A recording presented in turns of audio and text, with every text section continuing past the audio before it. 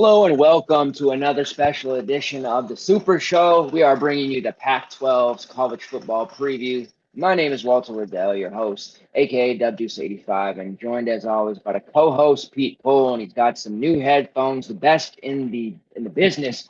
Rocking them feels good. It's nice and loud, booming voice for us. He was blowing out my eardrums earlier, so we're ready for you, Pete. It's probably our last preview show because our schedule's pretty busy this week before the first slate, week 0 coming up.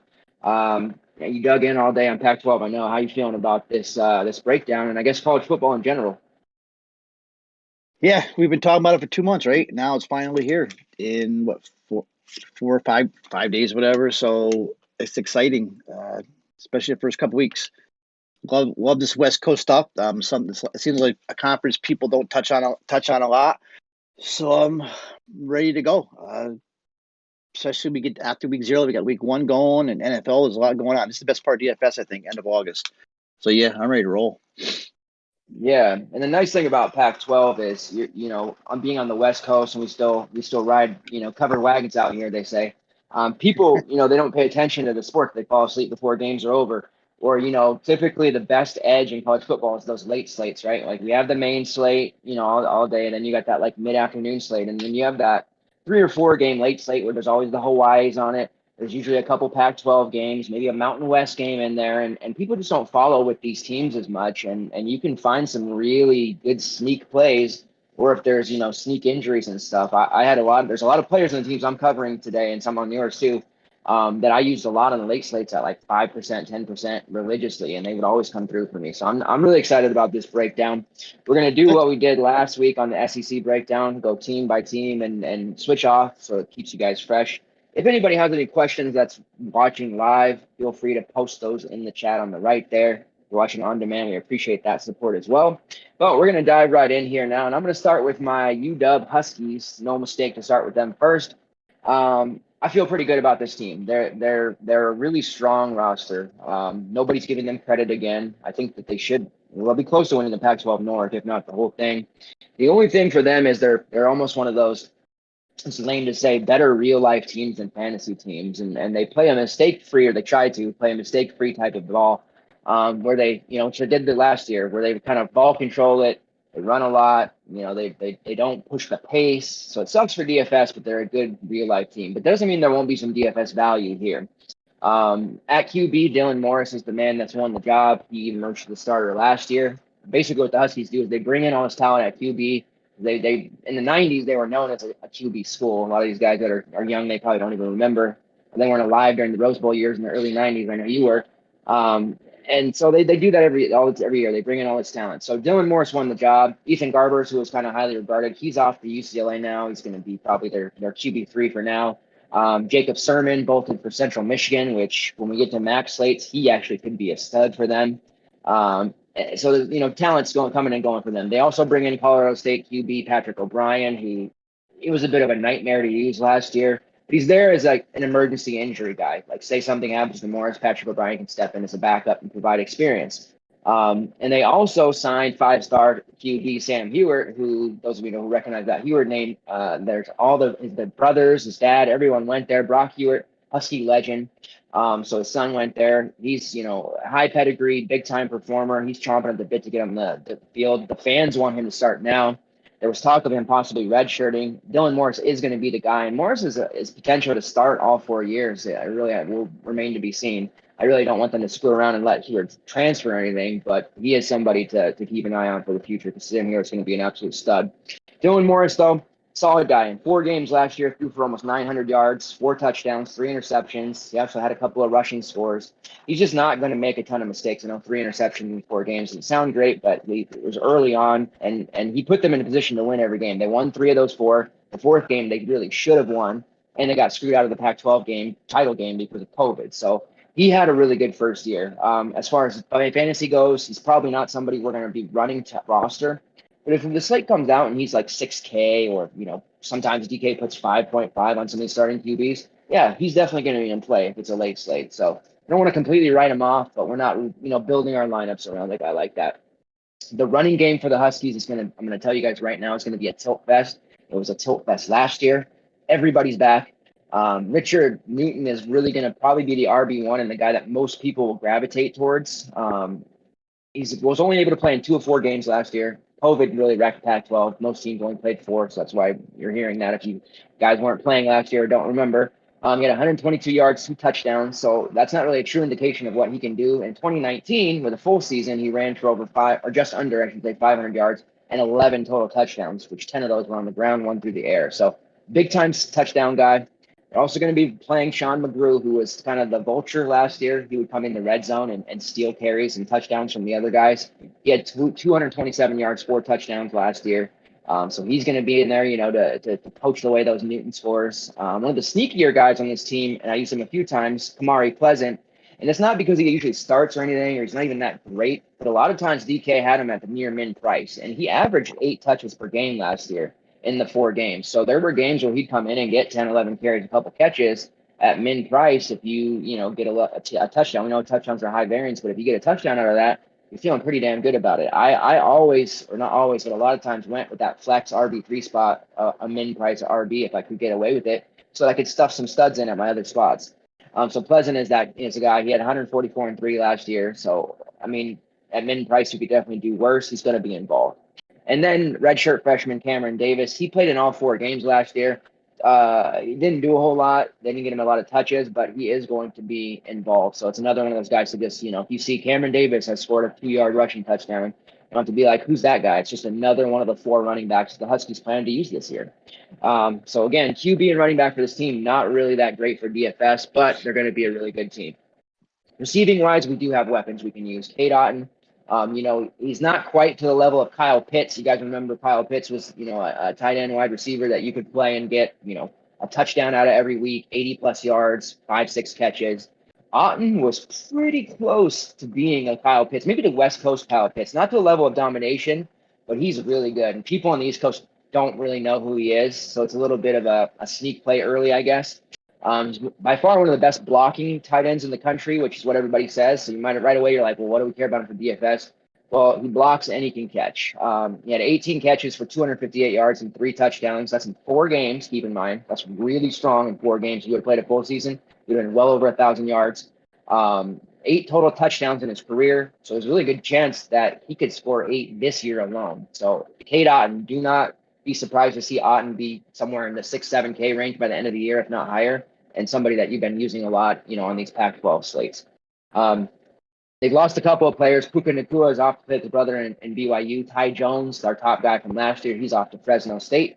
They're going to be on that week 0 slate. We'll be talking about him later this week. But that's okay, because there are some other guys that we have coming in that are going to be good. And not even that, but guys who just didn't get much of a chance last year, but now they're going to have to step up. Terrell Bynum had 39, 498, 2 touchdowns in 2 years of play. So I expect him to kind of step up and maybe grab that WR1 spot. It is up for grabs. Jalen Mcmillan was my favorite player from last year. He was killing camp last year, but when the season started, he just got lost in the shuffle. I really feel like he has a very good chance of stepping up and being a WR1 or 2. I want you guys to kind of keep that name in your scopes. Rome Odunze had 6 for 72. He's expected to take another leap. He was from their big class last year of receivers that people are really excited about. And then they do have a transfer coming in from Texas Tech, Jalen Pope, who had 28 catches for 264 yards and 2 touchdowns. So I would expect Pope to probably step in and be a part of this passing attack right away and really help them. So those 4 guys, somebody's going to step out and be that WR1. We're not really sure who it's going to be.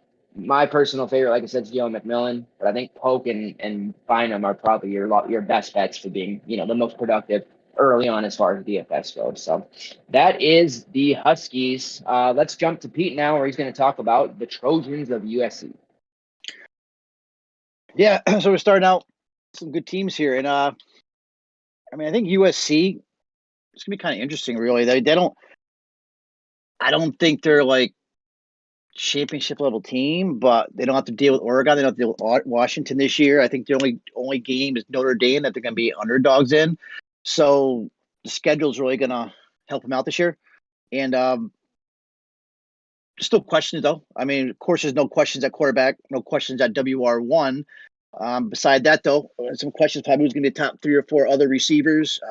Some running back. Looks like we have 2 big, running backs battling out. So start with the quarterback. I mean, Ken Slovis. I know he's one of your guys, right? You played him a lot last year, if I remember. Oh yeah, definitely. Yeah, I remember you. But I was playing the Arizona State kid. But I mean, Slovis, back-to-back seasons. I mean, Arizona kid. I mean, last season threw for 1921, 17 touchdowns, 7 interceptions. The year before that, though, 3,500 yards, 30 TDs, nine interceptions. So like his numbers did decrease from his freshman campaign, but said he had 2 really good back-to-back seasons. So remember, they also played half the amount of games 2020. But so this is, I mean, of course, he's gonna have a good season for DFS. You don't have to get crazy. We all know what he can do. I said, even if he had a better year as a freshman, we still think he's one of the top passers in the country. He's accurate. Completed 70% of his passes in his college career. So this is a guy. He's a DFS player. We're going to use him a lot. Probably starting right from week 1. Then going to let's go right to receivers. We all know the top guy, Drake London, and I think Drake London to me could be one of the top receivers in the country. I see him in the top 3 receivers. Honestly, I think he's just as good as Boutte, Marvin Mims, Quentin Johnson, some of them guys. Hyatt, Wally. He's right up there with them, and he had a decent season last year. 33 catches, 502 yards, 3 touchdowns. But I see him taking that jump from like all Pac-12 to all American, first team. He's 6'5". Let me see. He had 11 receptions of 20 plus yards last year. And averaged at least 15 yards per catch in 5 of their 6 games. Now with Bond's gone, St. Brown gone, it's pretty much Drake London's game. I mean, it's the Drake London show this year, so it's Slovis London show. But he's going to have help. I mean, you got Gary Bryant from Gary Bryant, Katie Nixon from Colorado, Taj Washington from Memphis. So I think that it's looking like Taj Washington is probably going to be the 2. Helton's given crazy praise to Washington. A lot of stuff I've been reading a little while ago about Washington is Helton is loving him. Now, we used Washington a lot last year from Memphis. We're very successful with him. I mean, so he's a Texas kid. But he spent 2 years at Memphis, right? Yeah, 2 years. 46 receptions, 775 yards, 6 touchdowns. He had 300-yard games last year. That was against UCF, Cincinnati, and what was the last one? FAU, I think. FAU. So he was freshman All-American. So good season. He's probably, I haven't slotted even on the depth chart as the number 2. Gary Bryant is probably going to be the WR3. Bryant's just as good. But we do in a Graham Harrell offense. I just saw the stat. There's at least 3 receivers in a Graham Harrell offense that averages 6.5 catches per game. So there's going to be enough catches to go around, especially for Washington and London, and probably the same for Gary Bryant. I mean, this is probably one of the strongest receiving corps in the country, top 5. I mean, imagine if Brew McCoy was able to return. I doubt he is, but I'm not sure if that's a done deal. He's not able to return. But imagine if Brew McCoy came back. I mean, this team would be awesome. So you got Slovis, your quarterback. You got your big receivers with London and Washington, and our running back. We got 2 running backs. We got Keontae Ingram coming in from Texas. He's in the mix. It looks like he's going to be the starting running back from everything I'm reading and all the quotes I'm seeing. He let me see. Last year we have 250 yards, 53 carries, 4.7 yards per ground. He had 1 touchdown. Started 3 games. Another good thing, though, he chipped in. He had 11 receptions, 103 yards, 9.4 average, and a touchdown. He did opt out those last 3 games. So and he also battled injuries. So Ingram actually can do a lot more than he even showed last year. And I think the change of scenery is going to be good for him for his 3rd season in college. Especially got his feet wet in spring camp. Saw a lot of comments where he flashed big playability. They're talking about a 49-yard catch he had in the spring game. So he's definitely looking to come on for number 1. But the other this Malpalepe, now if I butcher his name, I'm sorry, but he's getting a lot of love too. He's getting a lot of coaching quotes saying he's having an excellent fall camp. So they're your two guys. And who else? I mean, who else we even got there for running backs? Just, I mean, really probably don't have to worry about it. You got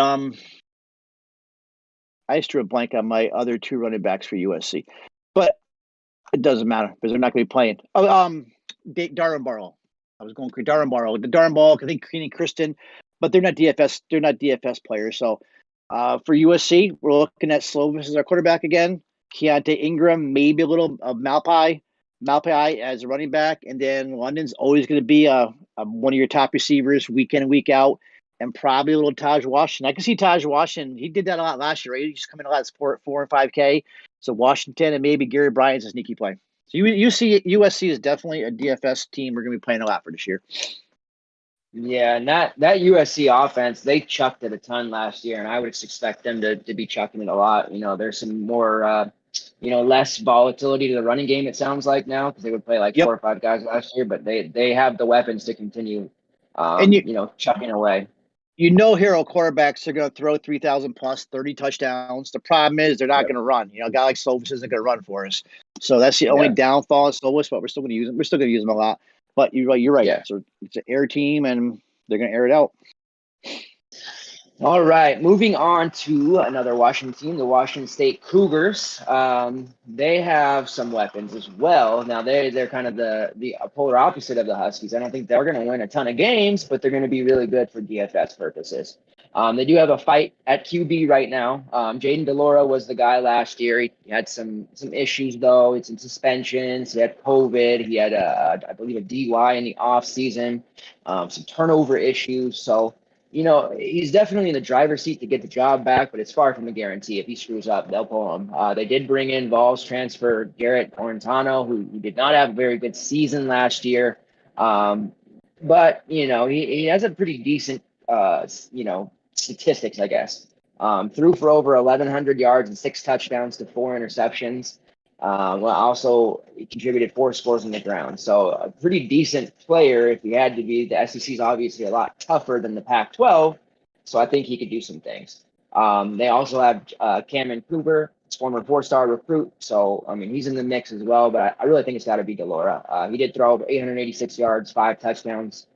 Ran for 2 touchdowns on the ground. He did throw the 4 picks, but he's the name and the guy that I would expect to get it. I'm not a big Orentano guy. I probably would never use him in DFS, but if he wins the job, you have to consider it, I guess. For this team is exciting is at running back. They have what I like to call Christian McCaffrey light, and I know you NFL guys that are watching this now or later, you know exactly what he's about. Going to catch the ball. He's going to run. They're going to put him in all these different positions to rack up yardage. I'm talking about Max Borghi. People who played last year, if maybe it was his first season, you didn't know Max Borghi because he was hurt. He had 3 games out of the 4 they played that he missed. The one game he did play, we got him at low ownership because people weren't sure how much he would play. And in that one game, he rushed for 95 yards on 10 carries. So a really big YPC there, 9.5. He's the big-time real deal. And he's healthy now, ready to go. They're going to be putting him in a position. He is going to be a top running back that we use a ton this year. In 2019, this was the last year in 2019 with Mike Leach before he bolted for the SEC.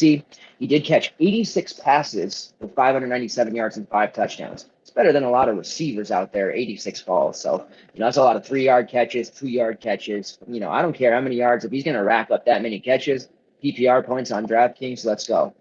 So he's an amazing player. 29 total touchdowns in 27 career games. So if you want your touchdown, leverage, there it is. Over 2,200 yards from scrimmage in his career, that's just 3 seasons. I'm expecting a big year from him. So even though it's not Leach anymore, Rolovich knows that this is the guy. He's healthy. Give him the rock. Dion Mcintosh was the backup. He played in 3 games he started in the 3 games that Borghi was out, and he looked really good too, to the point where I think they'll use him some as well. He ran for 323 yards and 3 scores in his 3 starts, healthy YPC of 6.2. So, I mean, their rushing attack's going to be strong. They're definitely going to be getting those guys involved. But Borghi is really the guy. If they falter this, to start, and they priced Borghi like $6K or something stupid, I'm going to be playing a shit ton of money on Borghi because he's going to be putting up 30 spots for us. All right, wide receiver, they do lose some talent, but important guys are back. Trevell Harris is back. Now the Cougars in 2019, they had so much passing attempts in that Leach offense. There was like 6, 7, 8 guys. Harris was there then. He still had a pretty healthy, 3 or 4 touchdowns, even as like the 5th guy. And now he's number 1 guy, very speedy player, a straight burner. He scored touchdowns in every way possible. They put him in the Wildcat last year. They gave him regular carries. They put him in the H spot position. H receiver spot's his favorite spot where he played with under Leach as well. He scored touchdowns in all those various ways. So I'm expecting a pretty big season for him. He has over 1,200 all-purpose yards, over 10 touchdowns in 3 career seasons with the Cougars. So, don't be surprised to see him possibly hit the 1,000-yard mark, depending on how good that QB play can be. They're also bringing back the sure-handed Renard Bell. He had 33 for 337 and 2 touchdowns last year. And then kind of a sneaky guy, somebody that I really liked last year, and he had a kind of a high pedigree, but it just didn't work out. Joey Hobart, only 3 catches for 31 yards. There was just too many people in front of him.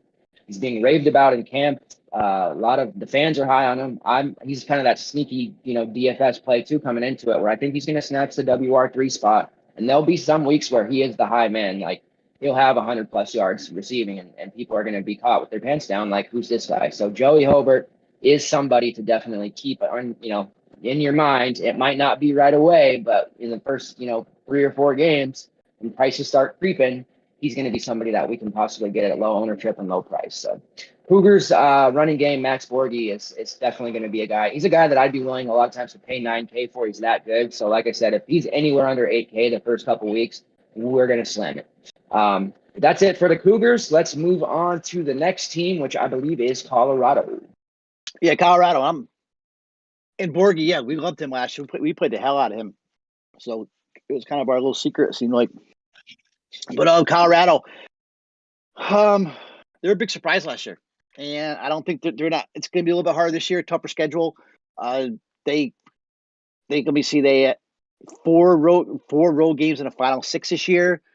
So, but still a decent team, and it's all about the running back. So we're gonna start right with the running game.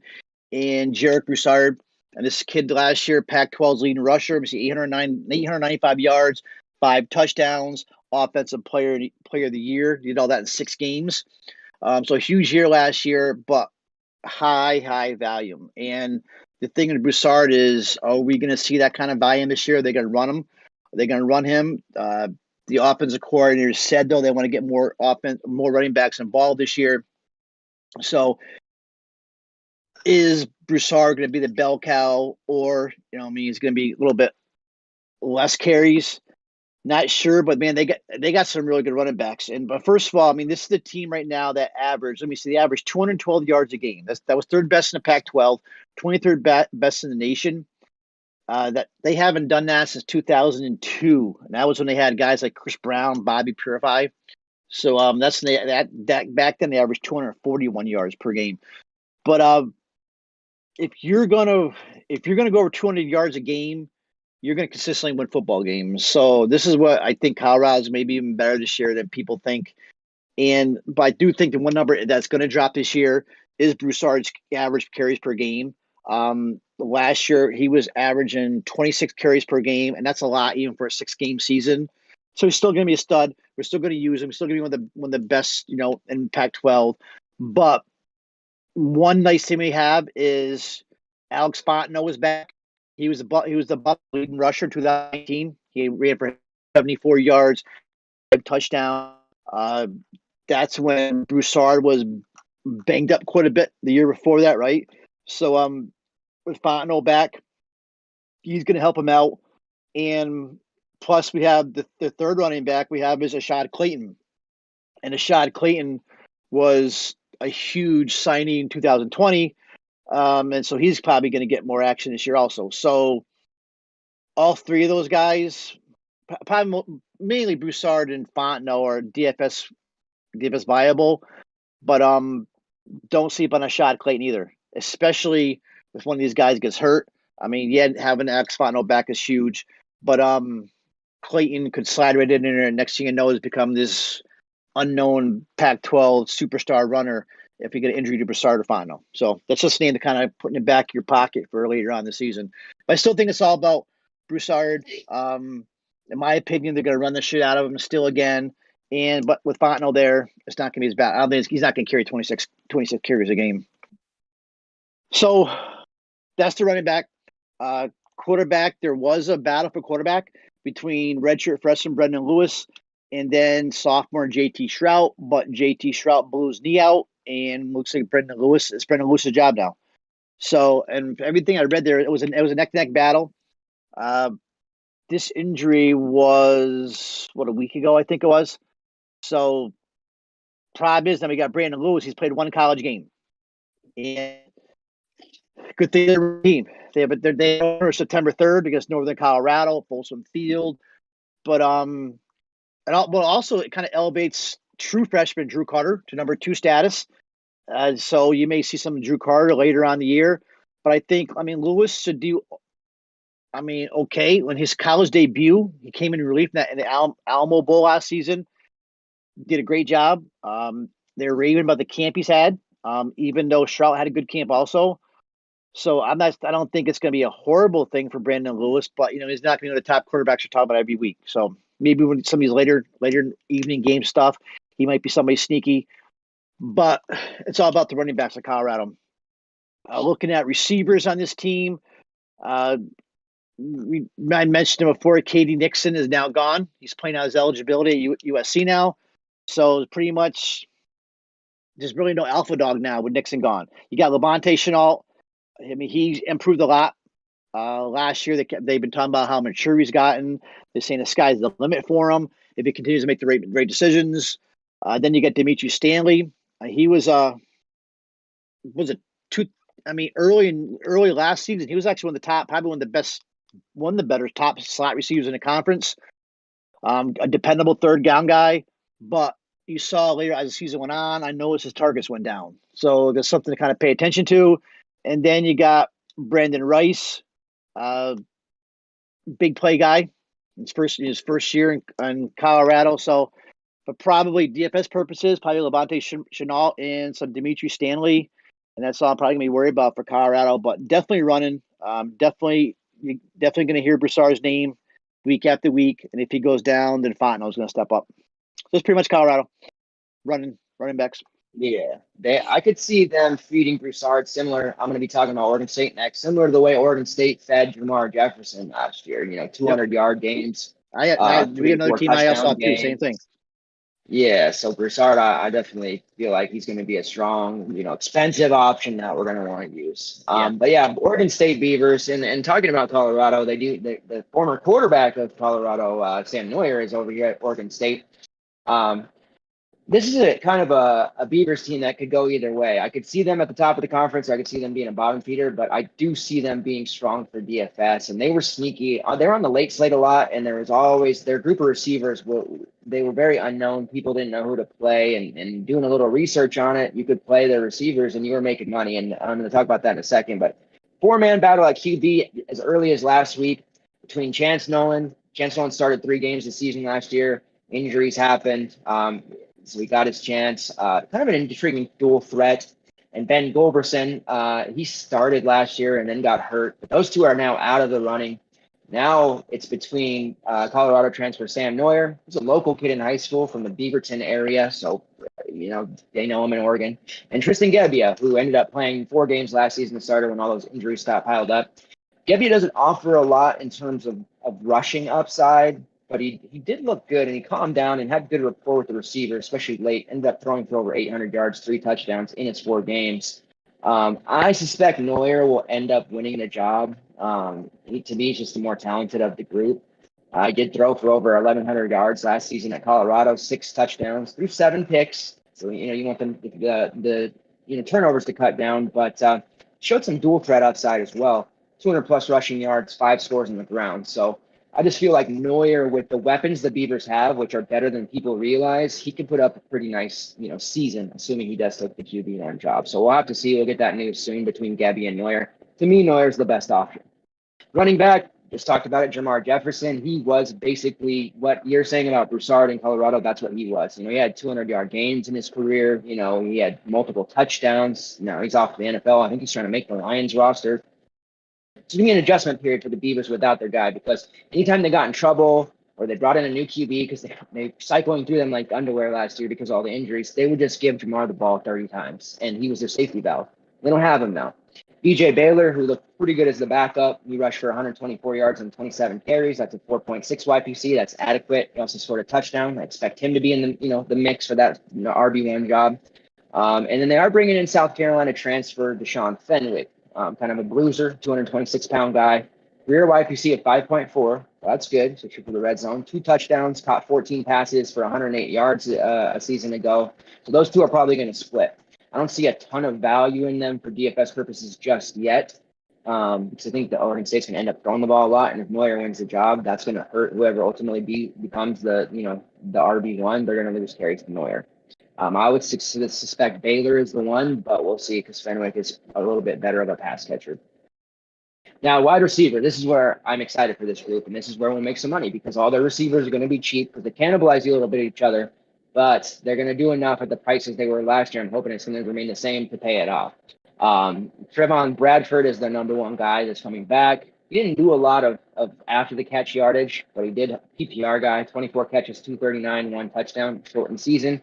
Tyjon Lindsey's the exciting weapon. He returns kicks, he gets carries, wildcat carries, catches 11, 159, and 3. He's a burner, definitely like Lindsey. Champ Fleming is now supposedly healthy.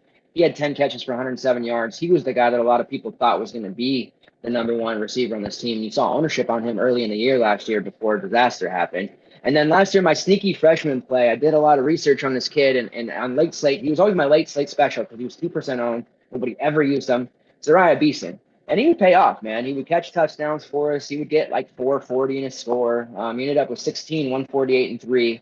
All these pieces fit together like a puzzle because you've got, the burner and Lindsey. You've got Bradford, kind of the possession guy. Fleming's a little bit of a burner, and Beeson is another one that can work out of the slot if he has to. He can go down. There's a lot of stuff you can do with Beeson. So I do like this group. Their tight end, Tegan Puntariano, I think that's how you say that. He had 14 catches for 185 and a touchdown a year ago as well. So there's definitely some pieces here for Neuer or Gavia, whoever ends up winning the job. But Zariah Beeson is my guy.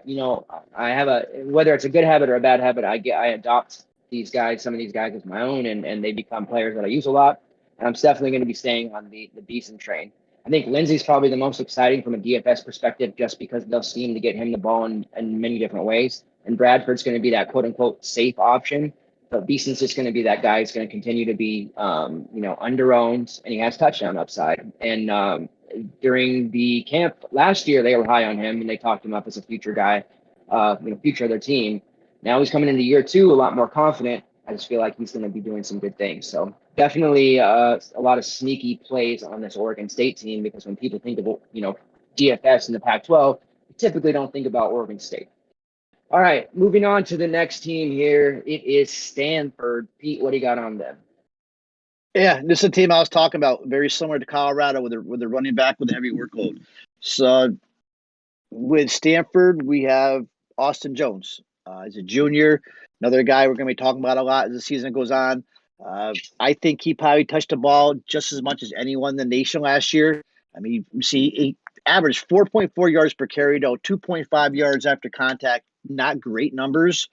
But I think because he touched the ball so much, that's what made him such a DFS darling. A lot of fantasy points. He's still going to be one of the top dogs. But I like Jones better actually as a receiver. He had 35 catches his first 2 seasons. So if they can get a little bit more yards per carry there, as much as with the amount of volume he's getting, especially the way he can catch the ball, I think then he will have a decent season. Let me see. He had 550 yards last year, 9 scores. So it did hit your Huskies for 138 yards. Oregon State for 126.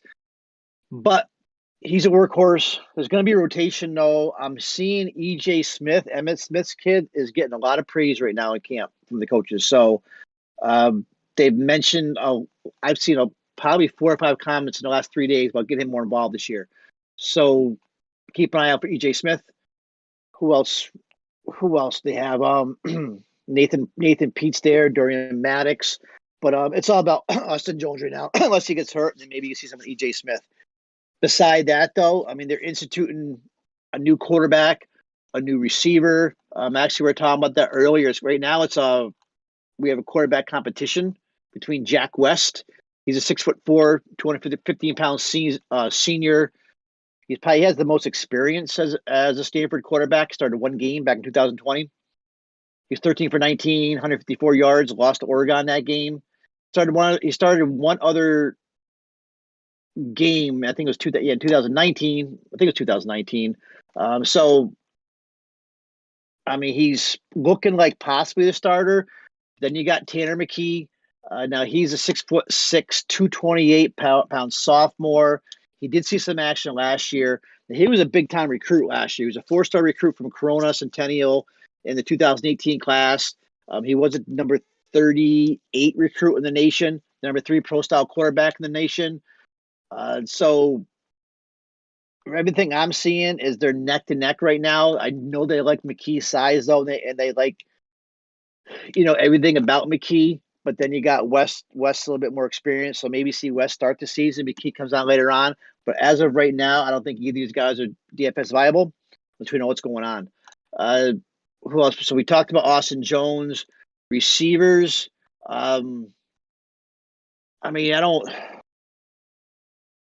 Let me see. You got Simi Fehoko, right? No, like he left. Simi Fehoko left. I'm looking at that. So who Fogel's at the Cowboys? I think he's at the Cowboys, right? Yeah. Dallas, yeah. All right. So you got Bryson Tremaine. Sorry about that. I'm looking up Fogel's name. You got Bryson Tremaine. He averaged not close to 19 yards per catch actually last year. Second on team of yards. And you got Mike Wilson. He was a second receiver, 19 catches, just 4 games. Elijah Higgins. Elijah Higgins, the junior. So I guess without Fehoko, you have 3 of their top 4 targets back. So I guess it's not as bad as I really thought. I mean, if once we figure out who the quarterback is, I mean, right now I'm seeing McKee on the top of the depth chart. I'm not sure how accurate that is, but so maybe, I mean, not too bad really. Wilson, Higgins, and Tremaine sitting there as your top 3, and then probably out of all, but I think you have a sneaky tight end there, and Benjamin Urosek. Stanford's a big tight end college, and I was seeing a lot of comments earlier today about Urosek, so it was really catching the coach's attention. He's a sophomore. So, I mean, it's all about Austin Jones. He's your big DFS play from Stanford. But maybe if McKee gets a start, we might be talking about maybe Michael Wilson, a senior, as probably the top DFS play. And Simi Fehoko. Yeah, but that's pretty much it.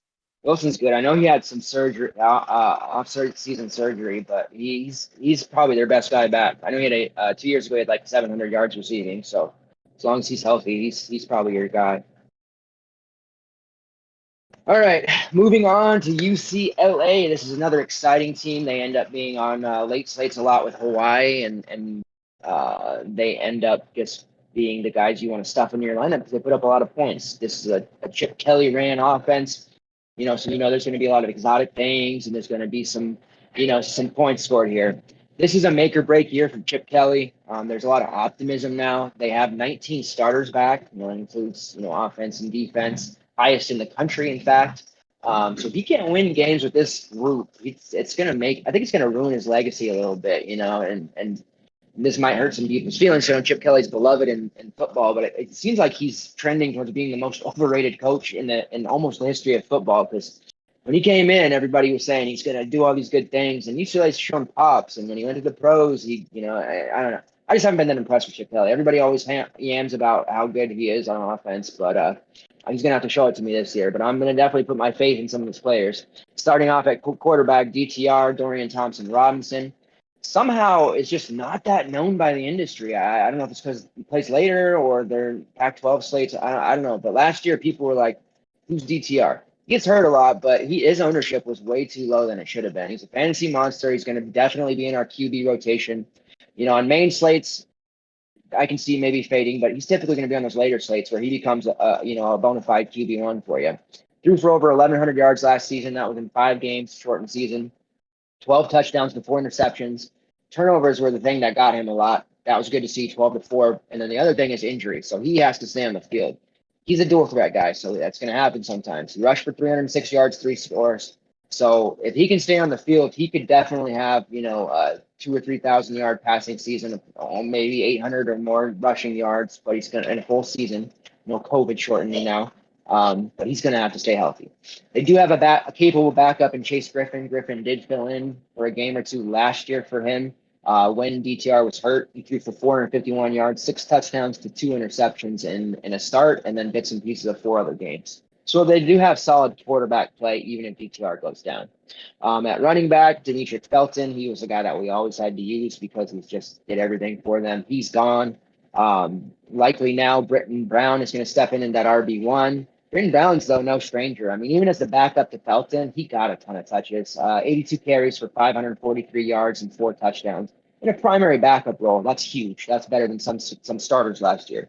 He also caught 6 passes for 84 yards in the score. So Brown's going to be heavily involved in this offense, definitely. I think he could probably sneak up on people. People, they're going to see his price is maybe a little high to start and think, oh, Britton Brown, he's just a backup. What am I doing with this guy? We might get him at lower ownership. They're also bringing in Michigan transfer Zach Charbonnet.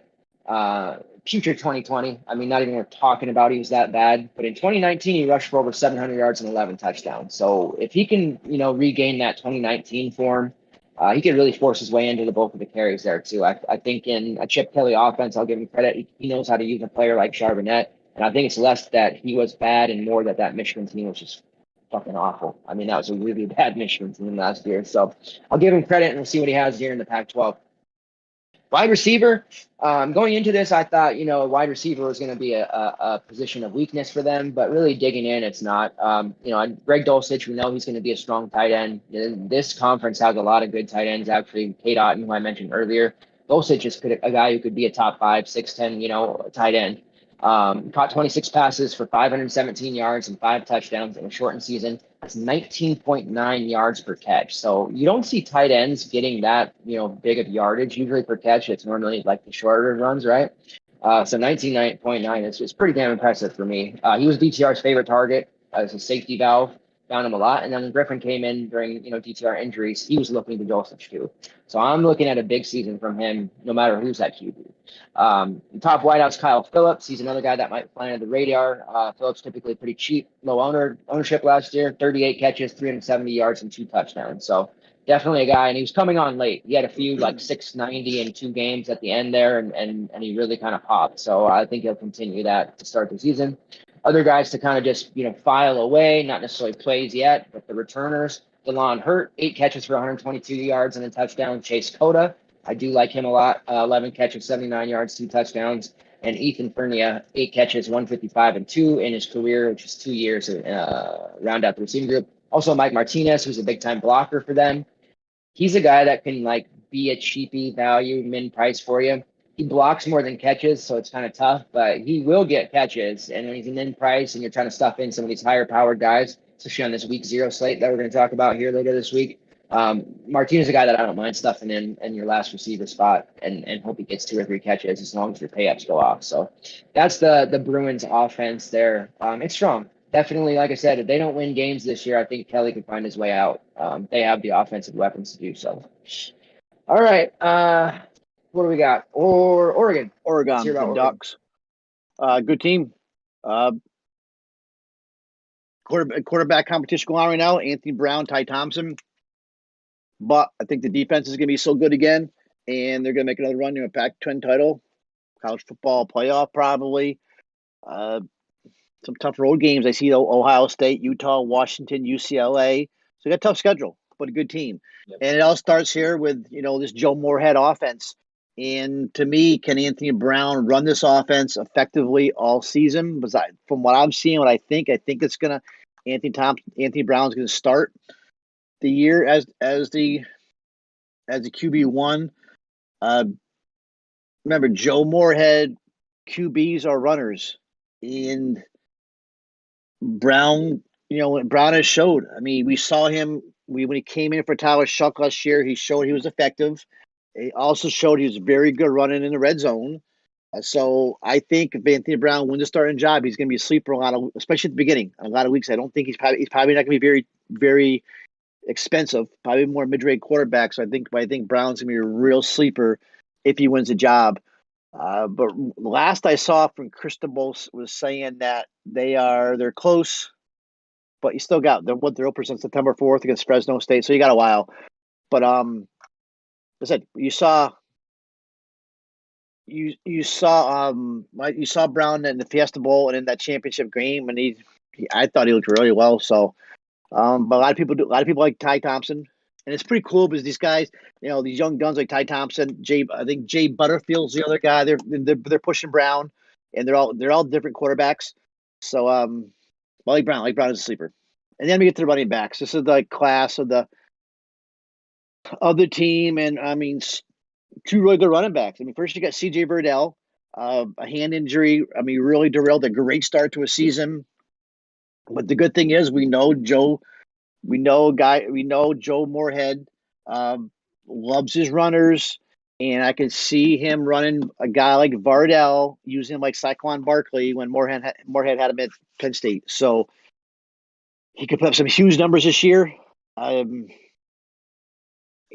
When we saw what he did, before he got hurt. So Verdell, your guy, but then we can't. We got somebody just as good. As in Travis Dye. He's coming off. He actually had a really big season last year too. Let me see. He led the Oregon in rushing, 443 yards, 7 games, 1 touchdown, 6.9 yards per attempt, career high, 6.2 per average from 2019. So in the last 3 years, still 239 receiving yards, 4 touchdowns and 9 receptions. So I think that this duo of Verdell and Dye could be arguably one of Pac-12's best duo. I mean, who else is better? Maybe Arizona State with Chip and Rashad White. I wouldn't say Ingram and Malply are better, but I think they're one of the best duos you're going to see in the Pac-12. I mean, you may disagree. Maybe TJ Pludger and Chris Curry. I don't know, but I think they're a good I think they're a really good combination. They essentially split carries last year. I think CJ's probably going to get the bulk of it this season, but Travis Dye is going to put up enough healthy amount where he's going to get enough where he's probably going to get same normal career highs in rushing and receiving and all that. So I think Verdell is your main guy, but don't sleep on Dye at all. And then also, let me see, receivers, Johnny Johnson, Devin Williams. So Johnson's the type. He's like a main possession receiver. He's probably the most talented receiver they got. He's the type of guy you throw to him, he's going to catch it. He's going to get that first down. Devin Williams, your deep threat guy. He's a tall guy. He's fast. He can be used to go on routes on the outside. Maybe up to seam every now and then. So other guys you really don't sleep on. Again, you might be able to get Johnny Johnson, Devin Williams fairly cheap, and then you got a couple of freshmen, Troy Franklin, Dante Thornton. So strong team, and I really think another tight end I think is a sleeper too on this team is Spence Webb. So Spencer Webb's a sophomore. I think he's another guy a lot of people are not going to use. I can't see what's going to be more than $4,500 week one. So some fantasy good this year. Anthony Brown probably going to be low owned. Verdell's not going to be low owned, but he's going to get something. And you got guys like Devin Williams, Johnny Johnson. I didn't even mention Jalen Red. So a lot of DFS goodness with Oregon. Yeah, they're pretty deep at the skill positions. That's for sure. So there'll be some goodness. I think the only downside will be sometimes it might be tough predicting which ones, and that's the case last year, predicting who's going to get that touchdown or the bulk of the work. But that's a good problem to have for the team, for sure. All right, talking about a Utah Utes team that is going to have some fantasy goodness yet again. We made some good money. Utah was another team that was on the later slate. And we made good money with them because people kind of stayed away from them. I do want to say, unfortunate situation. Ty Jordan, lost his life. Very sad. He was a stud. That kid was going to be probably one of, if not the best running backs in the league. So a very sad situation, aside from fantasy, it's anytime a kid loses their life at a young age, feel bad about it. So I didn't want to set that the team's playing for him this year, obviously. And that's a lot to have to replace. He's 600-700 yard running back as a freshman, and he's their future. So they're going to have to replace a lot with him gone. At quarterback, Jake Bentley has bolted. He was the guy that ran the QB. Cameron Rising got the start, had an injury, so Jake Bentley came in. Bentley was pretty mediocre. Had a lot of weapons around him to lean on in the running game, though. basically he's gone to South Alabama, so don't have to worry about him. Charlie Brewer steps in. The Baylor transfer, as of 8 hours ago, he was announced as the starter for Utah, so it will be Brewer, not Cameron Rising, who's getting a start. In 4 years with Baylor, he threw for over 9,700 yards, 65 touchdowns, 28 interceptions. He also rushed for over 1,000 yards in his career, scored 22 touchdowns on the ground. So he's more than capable of running a team, especially with a team with pretty decent talent on it, from the Big 12 to the Pac-12. So I definitely think Brewer is a guy that we can consider on our slates. I didn't use him a whole lot while I was at Baylor. There's something to be said about a guy who could start all 4 years. Now he's coming into his fifth season because of the COVID, and he's going to play on a pretty talented Utah team. Utes are going to look completely different at running back, as you can imagine. Not only is Jordan gone, unfortunately, but backup Devin Brumfield has transferred to Tulane. Brumfield was a guy who's kind of a bruiser. They do bring in some guys, and you mentioned Pledger and Chris Curry. So TJ Pledger comes in from Oklahoma, transfer. He ran 95 times, 451, 5 touchdowns with the Oklahoma, caught 9 passes for 77 yards. I think he's probably going to be taking that RB1 spot from day one. They do bring in Chris Curry from LSU, who had a lot of hype. They just didn't live up to it. Nobody on LSU really did last year, except for Lute. 45 carries for 145. So they're going to fill the void. I like Pledger a lot on this team. Utah, they have a very talented O-line, very strong O-line. I think he's gonna have a good season. And Curry will be in there, from time to time, getting probably stealing some touchdowns. But I think it's Pledger to start. Also, Micah Bernard is somebody that we can't really write off. He's the last remaining remnant from this running game. From last year, he had a YPC of 5.1 in limited touches, and they're pretty high on him, and they're talking about him a lot in camp. So, Bernard could be a guy that, vultures a touchdown out of the other guys, but it's just somebody that, especially early, they may try to work in and see what they have. So it's going to be a potent rushing attack, I think, for Utah yet again, despite not having hardly anyone back from last year. At wide receiver / tight end, because everybody that plays wide receiver for them seems to play tight end as well. Old man Britton Povey is back. He's been in college since 2015. He hasn't played every year because he had a mission that took a year or two off, but he has been in college for over half a decade now. And he's a stud, man. Last year caught 19 passes for 264 yards, 3 touchdowns. He had a special teams touchdown. He's another guy they'll give, wildcat carries to, regular carries. So he'll do a little bit of everything. And he's a name that most people know coming from Utah. Now, another one of my sneaky plays from the late slate last year, and yet another tight end from this conference that's good, is Brant Kuthi. Brant Kuthi was always like 3% owned. The only people who ever had him was myself or anybody from YFC that was in the Discord when I said, hey, here's my core for late slate, and it was always Brant Kuthi. And he was always getting, enough work to pay off 10 plus fantasy points at a 4 or 5 tag. And he gets carries. Last year, 25 receptions, 236 yards, and that was in 4 games. He also rushed 6 times for 50 yards. So they like to use him in multiple ways. As a tight end, he gets carries, and that's huge. So they don't really use him like a tight end.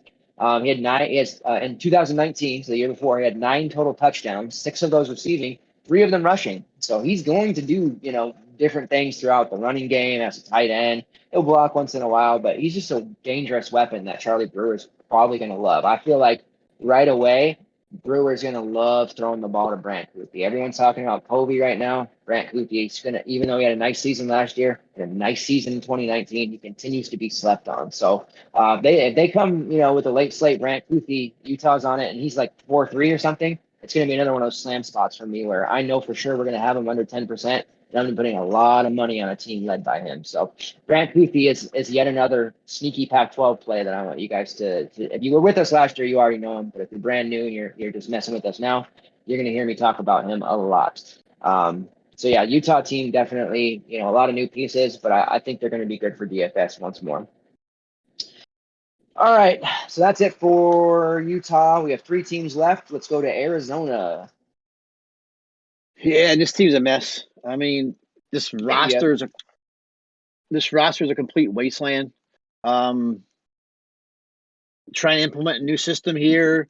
I mean, we don't even, who's going to emerge as the RB1, who's going to emerge as the quarterback 1. You can't play any receivers in DFS. We don't know who the quarterback is. So, is it going to be? I mean, is it running back? Is it going to be running back by committee to start? So, I mean, there is a little bit of talent here. Plus, I'm looking at the Arizona depth chart. So let's, I guess, talk about running back first. So you got looks like what I'm seeing now. I mean, if you think about it, since Kadeem Carey was there, since he pretty much broke every record back in like 2012, 13, they have not had a workhorse back. I don't think, unless I'm forgetting somebody. So, and I don't think that they got to worry about that problem this year either, because I just saw Jed Fish make a comment that it's a 3-horse race. So you got sophomore Michael Wiley, sophomore Drake Anderson, who came from Northwestern, and then you got a true freshman Stevie Rocker. It looks like they're going to be the top 3 fighting for the job. I'm thinking maybe Anderson may have maybe a little bit of the lead. I mean, I keep hearing that they've all been running good, that they're confident in these guys, but nobody right now for DFS purposes at all from what I see. The quarterbacks. I mean, the quarterbacks right now, man, I don't even know. You got looking what I see in the Jets. I'm looking like Jordan McLeod is probably the one right now. I mean, Grant Gunnell went to Memphis, so that problem's that will put up a huge problem. Will Plummer, I just think Will Plummer is terrible. You got Jordan McLeod, who came from USF, who I've seen and watched. I know what I think is good, and then I kind of think Gunnar Cruz is kind of a wild card there from Washington State. But I guess is mine who is going to be from what I'm seeing. I'm seeing Jordan McLeod as the one right now in the depth chart, and then Cruz, the redshirt freshman, as 2. I'm not sure how accurate that is, but I don't know. I mean, either guy. I mean, is McLeod's as a talented guy. I mean, he's talented UCF, USF. I mean, so I mean, hey, and then you may know more about Cruz than I do, from Washington State, but either guy, they're not DFS viable, especially at the beginning. And receivers, I mean, we got Stanley Berryhill's probably the one. Yeah, he had 23 catches last year, 227 yards, 3 of the team's 6 touchdowns. And then who else we got? Brian Castillo, Booby Curry still hanging around. He's a big target and he can move. Yeah, I said we're still waiting for him to break out, man. Yep. It seems like he's been playing forever too. There's always that one game a season they end up playing, thinking he's gonna do something. He only caught 10 catches last year. And let me see, Dion Cunningham. He averaged 15 yards per grab, his 9 grabs. But now they're talking about also Bryce Walmart. Bryce Walmart might actually be the one guy that catches this whole bunch. So this team's a mess. I mean, this team's a complete mess. I can't see playing anybody. If you were forced to, it'd probably be Drake Anderson out of this whole bunch. But man, I can't see playing any of these guys in DFS, even if it's a 3 or 4 game slate. Seriously. Yeah, I think really the only usable guy in your main lineup last year was Brightwell, and he's gone off to the NFL now. And yeah, the receivers have been a mess for a couple of seasons now. Yeah, that's a total crapshoot. So I agree. I'm staying away. All right, then the last couple of teams, moving to another team in Arizona State Sun Devils. They're in their 4th year of the Herm Edwards era. He's done a pretty good job. I think they're ready to take their next step as well. They have, much like UCLA, they have a lot of starters back. They've got 15, which is really kind of time to put up or shut up, as they say. Jaden Daniels at QB, a very gifted dual threat for fantasy purposes. QB, he made us some good money. Showdown slates, especially anytime ASU's on a showdown slate, put him in captain and rake. 701 passing yards, 5 touchdowns, and an interception. I expect that number to go up, obviously, in a full season, but he rushed for 233 yards and 4 touchdowns on the ground as well. Very strong DFS play. He didn't have to throw a lot. ASU is a running team that's Herm Edwards special. They actually led the Pac-12 easily, 264.2 yards per game on the ground, which is just insane. So Daniels did a lot of his damage on the ground, so he didn't have to throw a ton. They have you had mentioned Verdell and Dye, and yes, I think they probably are the best running back duo, but this guy's got to be pretty damn close. And for DFS purposes, I think they might be the best, just because they're going to put up their touchdown. I feel like their touchdown upside is a little higher than those other guys because Oregon's so deep. So that might give them the edge in fantasy wise. But as far as winning games, those Oregon guys definitely. Rashad White, 42 carries for 420 yards, a YPC of 10. They can't bring the guy down. I mean, he had a couple runs last year of like 60 plus. I think he scored a touchdown of over 75 near the end. 5 touchdowns. He had 8 catches for 151 and a touchdown. So, I mean, the kid's a burner. He's just so fast. He's not even like that super strong, like his counterpart is. We'll talk about. He's just so fast. Nobody can bring him down. So definitely looking forward to using him. He was super cheap to start the season. I think he was like 4K to start, and then by the end of it, he was pushing 8. And then the bruiser on the team, DeMonte Trainum. He rushed for 290 and 4 touchdowns, YPC of 5.9, which when compared to White, not so great, but still 5.9 is pretty impressive, especially for him because he's just a guy that's going to smack you in the mouth.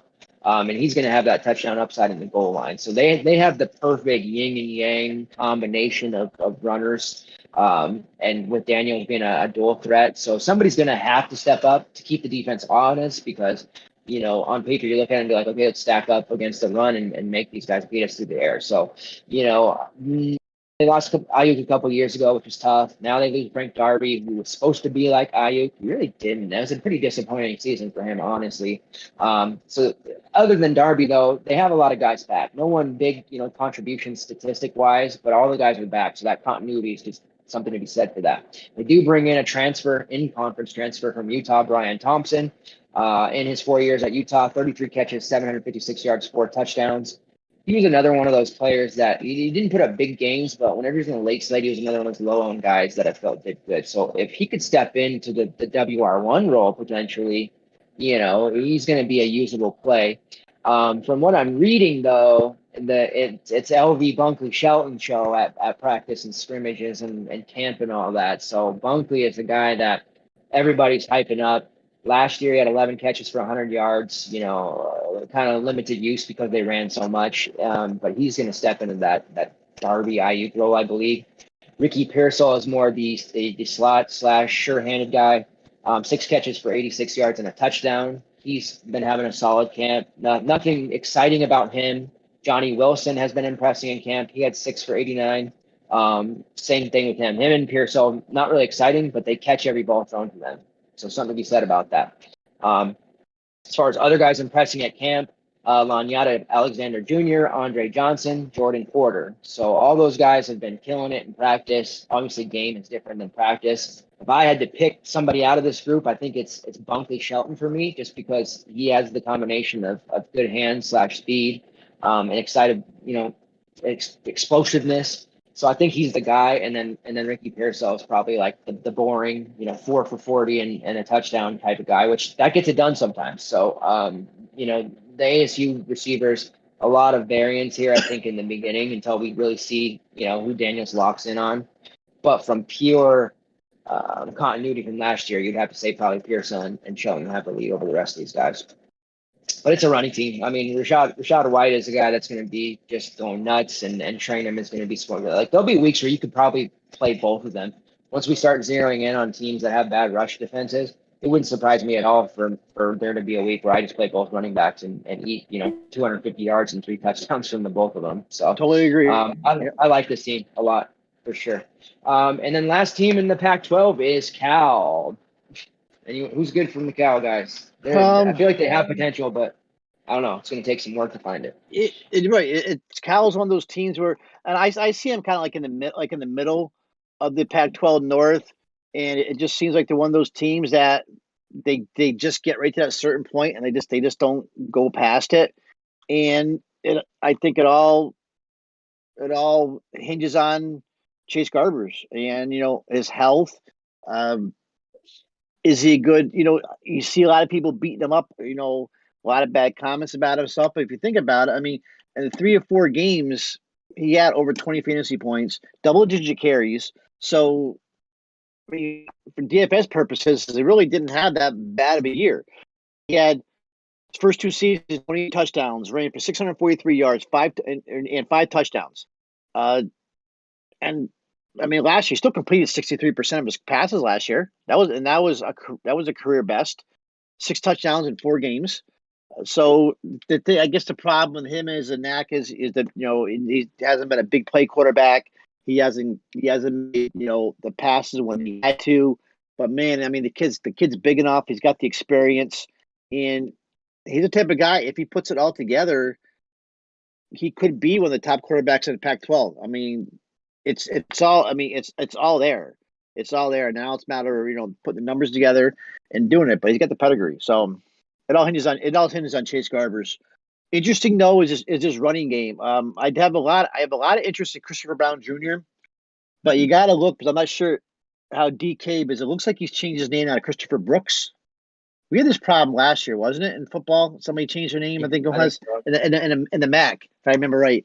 But Christopher Brooks it's something to do with an honor of his mother. It must be maybe his mother's maiden name or something. But either Chris Brown Jr. or Christopher Brooks. 2020 was a lost year for him. He was a talented kid. He played 3 to 4 games, but he only had 29 rushing attempts. Didn't help them at all. They're only 1-3. But 2020 and 2019, he had a much better season. And I guess the stats in the 6 games that he ran for at least 55 yards, the Bears were 6-0. That was wins over UC Davis, Washington State, Stanford, UCLA, and Illinois. Averaged 21 carries, 110 yards, 5.2 yards per attempt. He had over 95 yards in 4 of those games. Now, the other 7 games, when he averaged 12 carries under 37 yards, they were 2-5. So they know he's productive. They know he's talented. He's a tough guy. He's a physical runner. They say he likes to work out. He likes to train. So he's been on this whole new offseason regimen with Brian Johnson as Cal's new strength coach. It's been overseeing it. So they're expecting a big year out of Chris Brown. He's their biggest back. He's 6'1", 235 pounds. And he's a load to take down. And he's the type of guy that when he wants that ball, 40. He wants to carry that ball 40 times a game. So if Brown stays healthy, Chris Brown could be one of the sneaky plays of the whole Pac-12 running back. You do have there has been talk they want to get Damien Moore, who I believe Moore actually led the team in rushing last year. And then you got Marcel Dancy. They're both big backs. They're both versatile. But it's all centered around hoping that Chris Brown, a big dude, can get back into form and carry this team. Garber and Chris Brown could be a really good combination if both of them stay healthy. And that's probably I'm not even worried about. I mean, who do you got for receiver? You got Kakoa Crawford. He's a senior, right? He's probably their top returner. Well, I shouldn't be downplaying these guys. Now I'm looking. So they got 6 of the top 7 receivers returning. So Makai Polk was the only guy I think they lost, right? He went to Mississippi State. Yeah, so I mean, they don't. For some reason, they don't impress me, the receivers. But I mean, Nico Remigio, Jeremiah Hunter. I mean, I guess DFS viable. Correct me if I'm wrong. Pretty much only Kakoa Crawford. I mean, do you see any other guys being DFS viable? You know more about some of these guys than me now. I mean, you mentioned Nico. I think Nico and Crawford are probably the 2 guys that stand out as being DFS viable right now. Yeah. Maybe Tongas, the tight end. But yeah, it's nothing that I would build around, but they're the type of guys that you feel okay about, like as last man in, depending on price. So it's all around Chris Brown Jr. and Chase Garbers for DFS purposes for his team. But they could be very good DFS purposes though too if everything comes together for him. And I know that you and I used Garbers at least once last year as a QB1 because he was like 6'2" or 6, like under 6'5", I remember. Yeah. And we took a chance on him. I think it was a game where he scored over 20 and we were happy with it. He looked really good. So yeah, if he comes out underpriced, I have no issue using him because, like you said, he'll use his legs, and if Brown, Brooks, whatever he's going by now, is back to form, then that'll just make the game even easier for Garbers. Exactly. Good point. So that's the Pac-12. Definitely a sneaky conference. It's going to be one that majority of people don't know. I mean, everyone's going to be glued to the SEC. Guys are talking about Big 10 and Big 12. MACtion's always popular. Pac-12 is just, it's a power conference that gets ignored by one side of the country. You're different because you're into this, you live this, you love college football, but a lot of people on that side, they just don't care about Mountain West and Pac-12, and that's where a lot of the edge comes in. So we'll be posting, showdown articles, regular slate articles, core plays, talking in the Discord, the premium college Discord. It's been quiet, it's been hibernation all summer. But you can expect that room to be popping, this weekend. We'll be talking touchdowns and all tilting guys and all that. So the rest of the week's schedule, I know we got an MLB show tomorrow that Pete will be doing. Wednesday, we'll be back for a CFL show. It's going to be a 3-game CFL show. The Elks game in Toronto has been postponed because of COVID. They're having a lot of COVID issues in Canada right now, so they're having to cancel that. Thursday, we'll be having our first breakdown. Normally, we were doing a podcast last year, but it'll be a live show Thursday for the week 0 slate. That will be at 9 p.m., I believe. Well, 9 p.m. Wednesday for CFL show. I think we're going to try for 10 p.m. that Thursday, but maybe a little sooner. And then Saturday morning, we will have 2 hours before lock, depth charts, last-minute injury news, getting your lineup set for the very first slate of the season. So, Pete, I appreciate all your help as always. Get some rest because we have a very busy schedule, and you're back with MLB tomorrow. So, any final words before we head out and do our thing? No, it's just, you're right. I was looking at when I'm making the schedule for earlier for the week, so there's something going on every day now, and there's pretty much football almost every day. We start the MAC action soon. We get showdowns every night, and then NFL on the weekends. A lot going on. It's still 2 months of baseball, so this is the time for DFS. This is the fun time. You got your rest all spring and summer, and now it's time to work. Yep, as Rothstein says, we sleep in May. Now we're not going to be sleeping anymore. So thanks, Pete. Thanks to Mickey, our producer tonight, and appreciate everybody that continues to support the show. Make sure you hit that like button for us before you leave, and we'll see you tomorrow with MLB. Thanks, everybody. All right, thanks.